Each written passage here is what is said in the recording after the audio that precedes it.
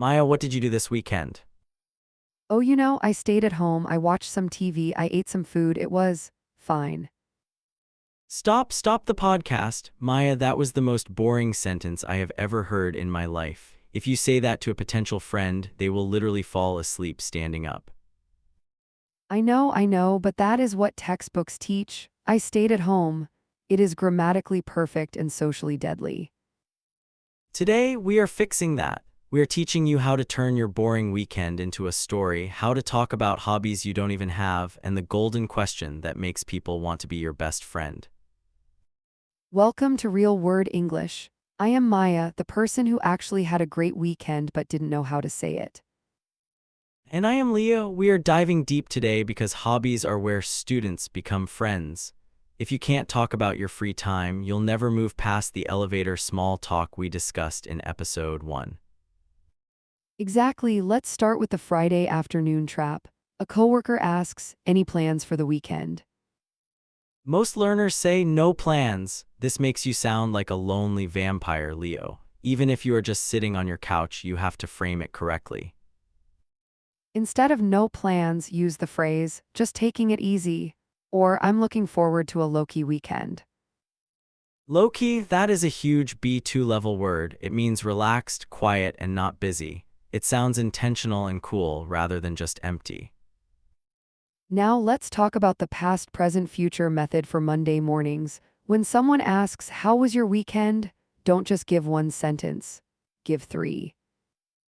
The formula is one thing you did, how you felt about it, and one thing you're looking forward to this week. Maya, try it on me. Okay, it was great. I finally checked out that new Italian place downtown. The pasta was incredible. Now I'm just trying to survive this Monday morning coffee fix. See, now I have 3 things to talk about: the restaurant, pasta, or your coffee addiction. You've given me a bridge to walk across. Now let's pivot to hobbies. The most common question is, what do you do for fun? Or do you have any hobbies?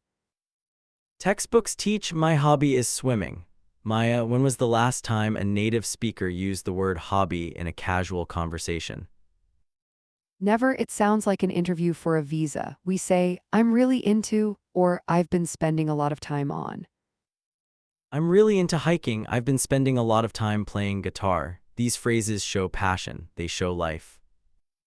But what if you don't have a hobby? What if you just work and sleep? Use the guilty pleasure trick. Admit that you've been binge-watching a show on Netflix. Binge-watching is a word every learner needs. It means watching 10 hours of a show in one day because you can't stop. We've all been there. It's a great way to connect because everyone has a show they love. But here is the psychological golden question I promised. I'm ready. What is it? When someone tells you about their hobby, don't just say that's nice. Ask, how did you get into that?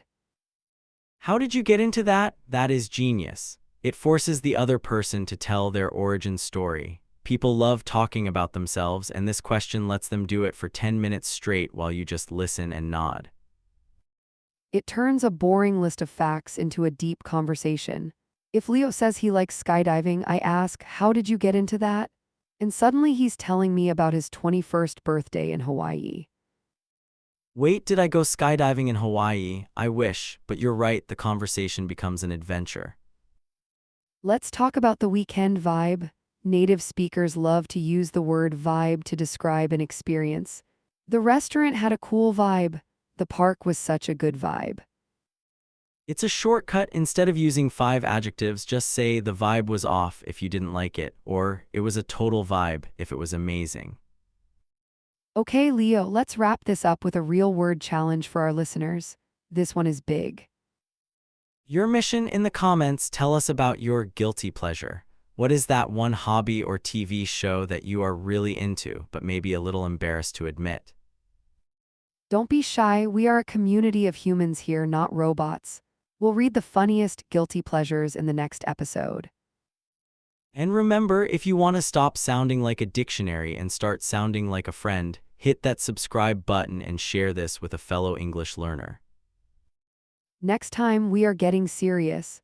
We're going to the doctor. We'll teach you how to describe your symptoms without sounding like a medical textbook and how to understand what the pharmacist is actually saying. You don't want to be completely buried in medical bills, so tune in next week. Stay cool, stay human. Bye, everyone. Bye.